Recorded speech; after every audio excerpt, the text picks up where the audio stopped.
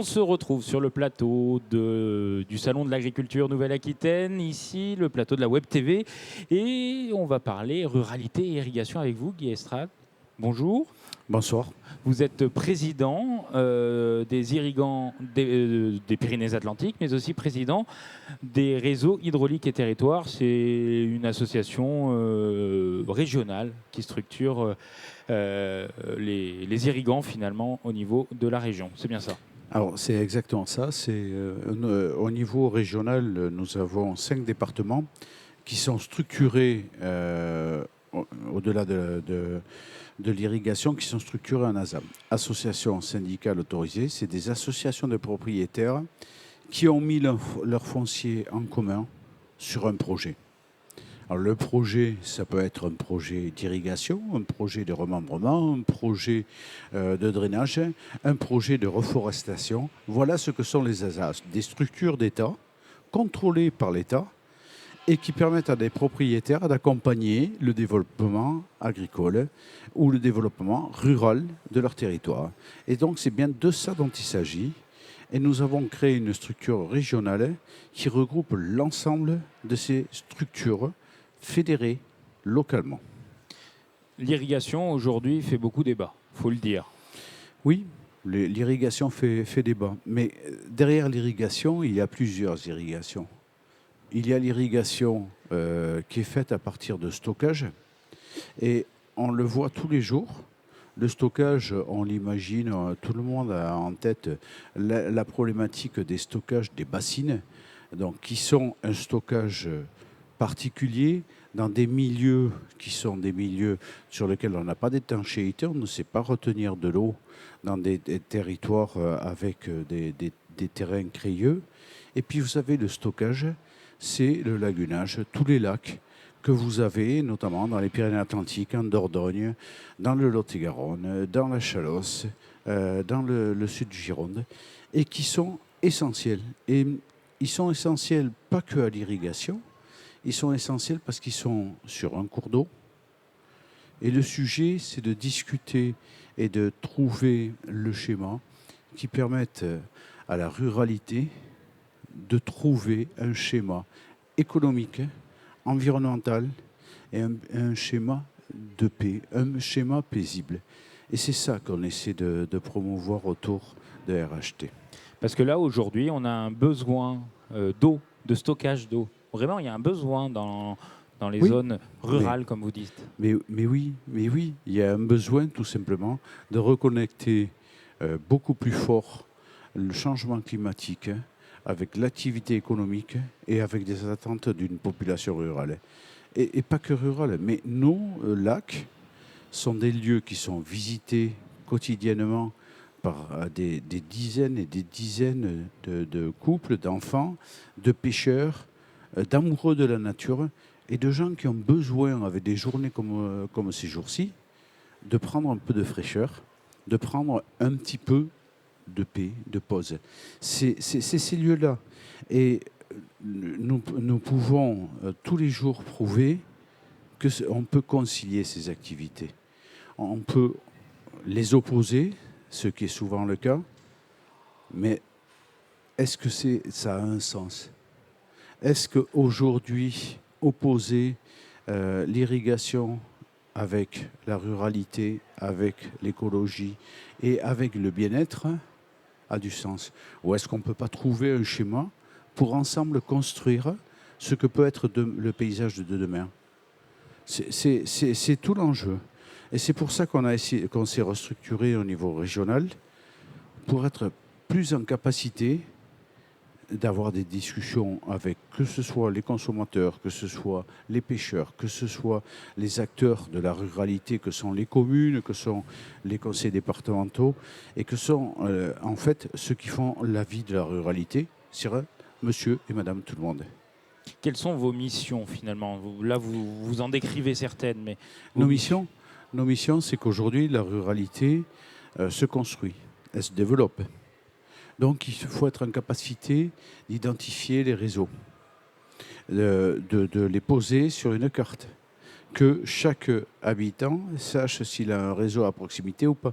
C'est pas que le problème des réseaux hydrauliques d'adduction en fait de l'hydraulique d'arrosage. C'est vrai pour les réseaux électriques, c'est vrai pour les réseaux. Aujourd'hui, on enterre tout. Mais qui sait exactement où sont les réseaux? Donc il y a tout un travail de connaissance, de prise en compte aussi de l'existence des structures par les collectivités. La plupart des réseaux ont été constitués dans les années 85-95.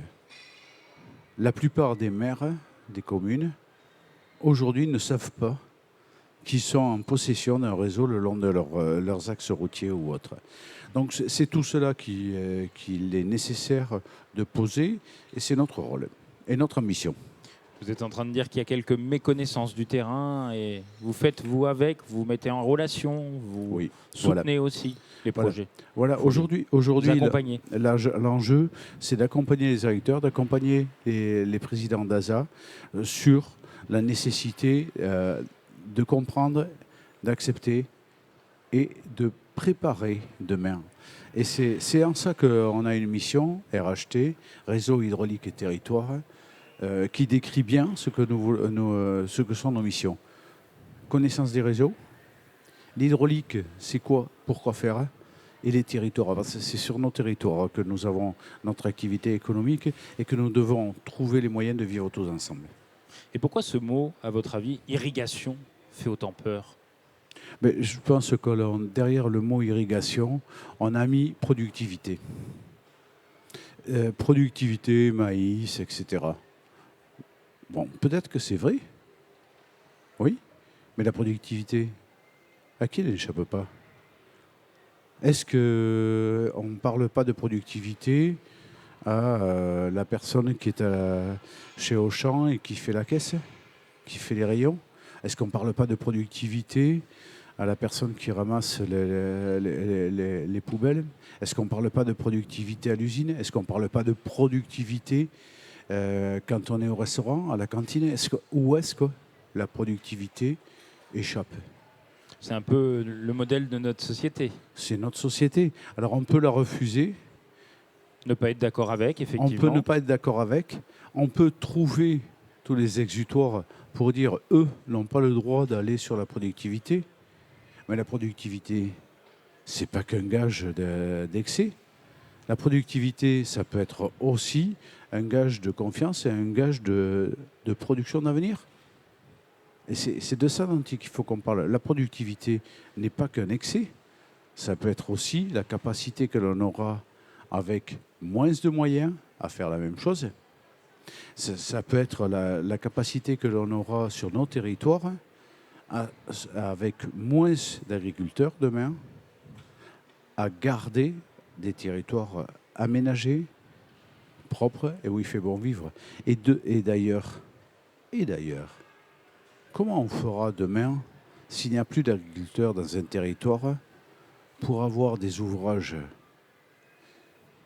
où on garantit la sécurité, c'est-à-dire le maintien des barrages, la sécurité des digues, où on entretiendra la sécurité des ponts sur tous les ruisseaux, où on va entretenir la sécurité des berges? S'il n'y a pas d'agriculture, qui le fera? Donc c'est tout ça. Je pense que l'on a besoin tout simplement de trouver les acteurs. On est un acteur de territoire et c'est pour ça qu'on veut tout simplement l'officialiser au niveau régional et que RHT, qui aujourd'hui a 4 ans, en fait est présent sur le salon de l'agriculture de Nouvelle-Aquitaine pour dire nous sommes aussi vos interlocuteurs pour vous accompagner et pour travailler ensemble sur votre devenir et notre devenir, parce qu'il est lié. Et merci beaucoup, Guy Estrade. J'avais peut-être une question. Justement, vous avez parlé de bassines tout à l'heure. Bassines, ça fait peur aujourd'hui. Qu'est-ce que vous pouvez répondre aux gens, finalement, qui en ont peur, un peu, qui n'adhèrent pas, peut-être par méconnaissance aussi, par mauvaise communication? Alors, c'est vrai que c'est un mot qui fait peur parce qu'il Surtout derrière dans le le nord de mot, notre région, hein, puisqu'il y a derrière, d'autres derrière termes. le mot bassinet, c'est l'artificialisation. Mm. Et l'artificialisation effraie. Et le sujet, c'est quel est demain le territoire si on enlève l'agriculture. Il faut aller un peu plus loin, effectivement. Il faut aller un peu plus loin. Alors peut-être que le sujet, c'est pas des bassines, mais alors c'est quoi? Et c'est quoi? Personne On a n'est la réponse capable aujourd'hui.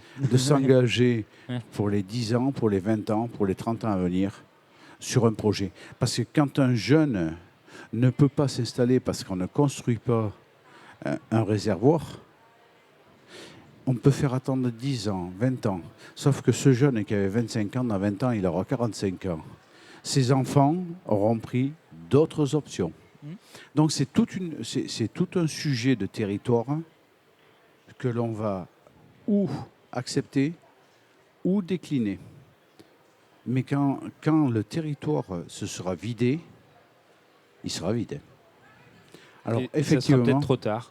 effectivement, on pourra mettre beaucoup d'argent pour le reconquérir.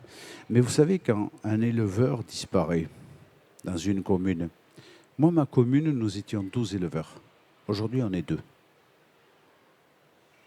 Quand un éleveur a disparu, les autres ont pu s'agrandir un petit peu. On est sur des petites exploitations dans les Pyrénées-Atlantiques, Béarn, donc on était sur des exploitations d'une trentaine d'hectares.